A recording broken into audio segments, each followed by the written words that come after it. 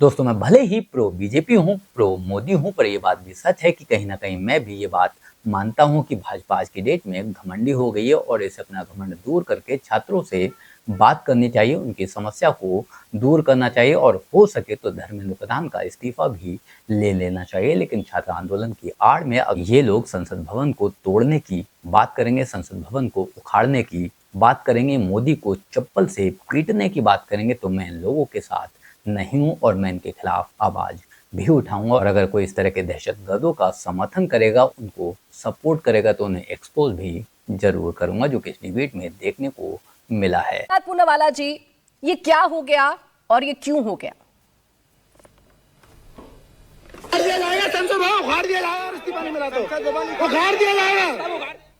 इतनी बड़ी बात बोल रहे थे प्रधानमंत्री के खिलाफ कि अगर सोनम वांगचुक को कुछ भी होता है तो हम संसद में घुस के प्रधानमंत्री को पीटेंगे। बिल्कुल बिल्कुल पीटेंगे। हम भूल जाएंगे कि हम एक संवैधानिक देश में, संवैधानिक संस्था में रहते हैं, ये भूल जाएंगे, पार्लियामेंट को उखाड़ देंगे, प्रधानमंत्री को पार्लियामेंट में घुसकर पीटेंगे।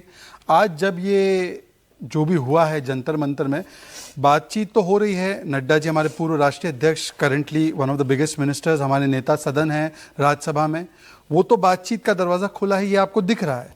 परंतु मुझे सिर्फ इतना बता दीजिए, नेपाल स्टाइल प्रोटेस्ट करना है व्हाट्सएप ग्रुप में उनके, ये एक मीडिया के लिए एक पोस्टर डाला है जिसमें श्वेता सिंह, राहुल शिवशंकर, इसमें इंडिया टीवी के भी लोग हैं।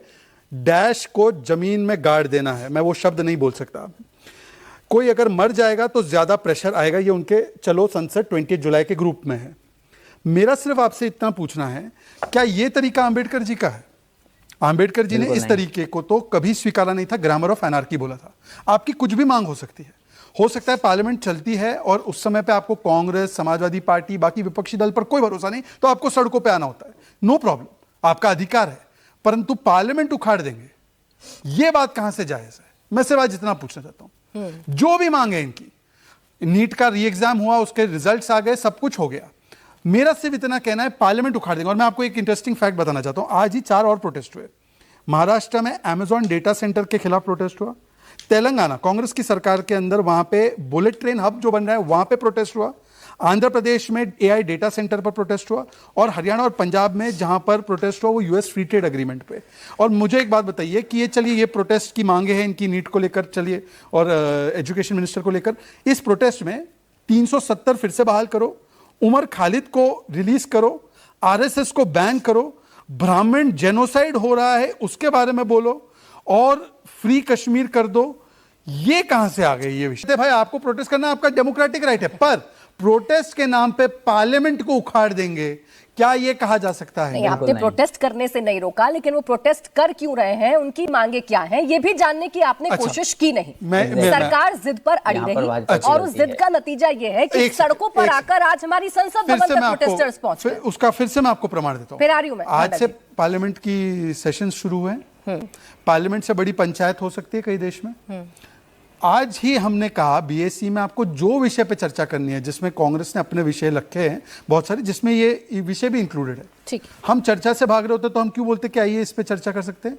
परंतु जो पार्लियामेंट में ही विश्वास नहीं रखते वो एनआरकी का, और आपको याद होगा एक व्यक्ति थे 26 जनवरी को सो गए वो रास्ते पे, और उन्होंने बोला रिपब्लिक डे ही नहीं होने दूंगा मैं एनार्किस्ट हूं।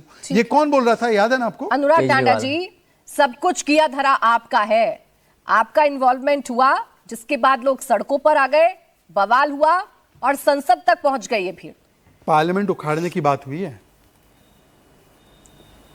देखिए अगर छात्रों का इतना बड़ा आंदोलन और उनके पेपर लीक के खिलाफ इतनी बड़ी मांग, अगर वो हमारी वजह से हुआ, अगर हमने उसमें तिनका मात्र भी सहयोग किया, तो मैं इसके लिए गर्व महसूस करता हूं। मुझे इसके लिए कोई पछतावा नहीं, ना हमारी पार्टी को इसके लिए कोई पछतावा है।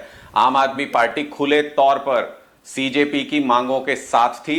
आम आदमी पार्टी खुले तौर पर देश के युवाओं के साथ खड़ी है, और जितनी झूठ अभी भारतीय जनता पार्टी के प्रवक्ता ने बोली इन युवाओं को बदनाम करने के लिए, वो सारे झूठ का आप चाहो तो मैं एक एक करके पर्दाफाश कर सकता हूं। कीजिए ना। जितनी झूठ बोली इन्होंने, ये कह रहे हैं कि संसद उखाड़ फेंकेंगे। कितने लाख लोग आए हुए थे आज दिल्ली के अंदर? एक वीडियो चला रहे हैं एक व्यक्ति का, डिफेंड कर रहे हो। व्यक्ति भी क्यों है? नहीं, आप उसको डिफेंड क्यों कर रहे हो? आप पार्लियामेंट उखाड़ना चाहते हो इसलिए कर रहे हो। उखाड़ने आए थे ये बच्चे। आप पार्लियामेंट उखाड़ना चाहते हो? नहीं, मैं आपके बारे में बोल रहा हूं। मैं अरे ये आप पे आरोप संसद लगा उखाड़ना रहा चाहते थे हूं। क्या मैं ये कह रहा बच्चे? हूं आम आदमी शर्म नहीं पार्टी आती आपको अनारकी ऐसी बातें करवाना बोलते चाहती हुए? है। मेरा शर्म सीधा नहीं आती आरोप आपको है ऐसी? चुल्लू में पानी में अनारकी डूब मरना चाहिए। का पूरा ये कार्यक्रम 12वीं पास आपका किए हुए है। बच्चे इन अपना बच्चों पेपर को लीक होने से इस्तेमाल परेशान करते हुए हैं। आप ये वो करना इतनी चाहते हो। दूर से मैं चल के कह रहा दिल्ली आए हूं, हैं। मैं उनको आपको कह रहे कह हो रहा हूं, संसद उखाड़ने आए थे।